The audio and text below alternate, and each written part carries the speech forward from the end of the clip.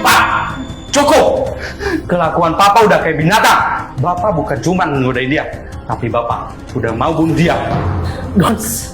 Mas Don ingat aku? Sayang, maafin aku. Aku selama ini cuma pura-pura.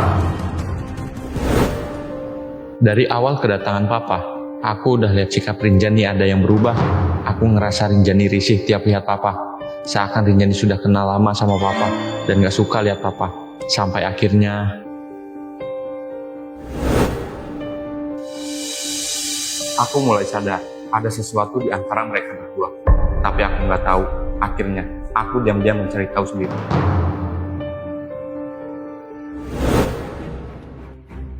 Mas, lebih baik Mas nggak usah pergi. Adika, bukannya Bapak asisten Papa ya? Emangnya kenapa kalau saya nggak boleh pergi? Sebenarnya Mas, yang booking Mas Don sama keluar kota itu Bapak Mas. Bapak sengaja siapin ini semua supaya Mas nggak celaka.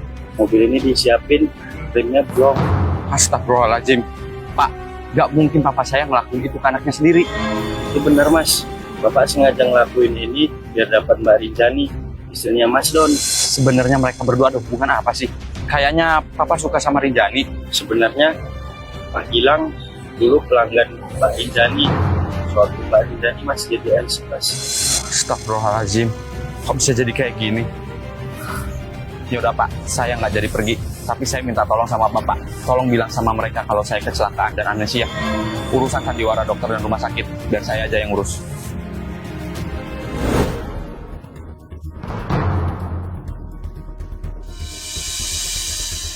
Aku benar-benar gak kuat lihat Papa perlakukan Rinjani dengan keji. Papa tega nyuruh Rinjani melepas hijabnya dan berdandan seksi. Karena aku muak, aku diam-diam kerjasama dengan Dika untuk mencari bukti korupsi dan pencucian uang yang Papa lakukan selama menjabat sebagai pejabat. Kemudian, aku kasih semua bukti itu ke polisi. Pak, aku udah nggak tahan. Sebentar lagi, polisi akan kesini buat nangkap Papa, dan Papa akan dipenjara. Don, tega kamu durhaka sama papamu sendiri. Cuma demi cewek panggilannya. Asal kamu tahu, dia itu cuma pelacur, Don. Aku tahu, dan Papa adalah salah satu pelanggannya dia kan? Mas.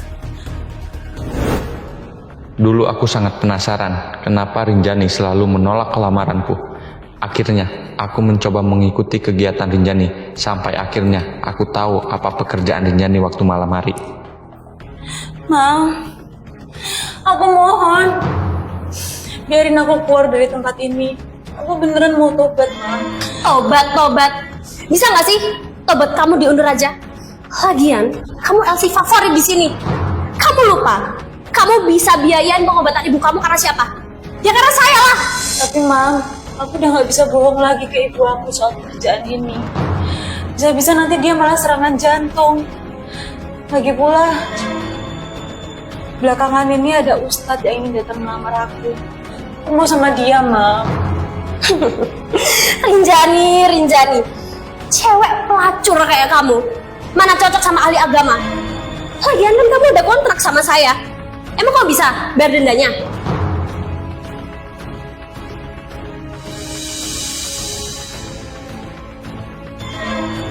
Berapa sisa kontrak dan denda yang harus saya bayar supaya dia bisa keluar dari tempat ini?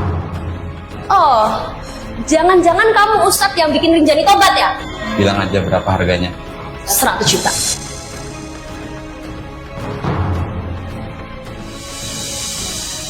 Setelah ini, kamu harus bisa mengeluarkan dia dari tempat ini. Assalamualaikum. Aku yang udah bayar sisa kontrak dan denda dia. Dan aku juga yang udah bebasin dia dari tempat itu. Biar dia nggak ketemu lagi sama kamu. Mas, jadi selama ini kamu. Makasih ya, Mas. Rinjani, masa lalumu adalah milikmu.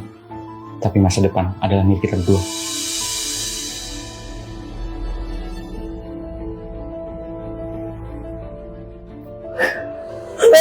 Angkat tangan. Anda ditangkap atas kasus korupsi, pencucian dana rakyat, dan pelecehan. Pak, tolong Pak, jangan tolong saya Pak, tolong.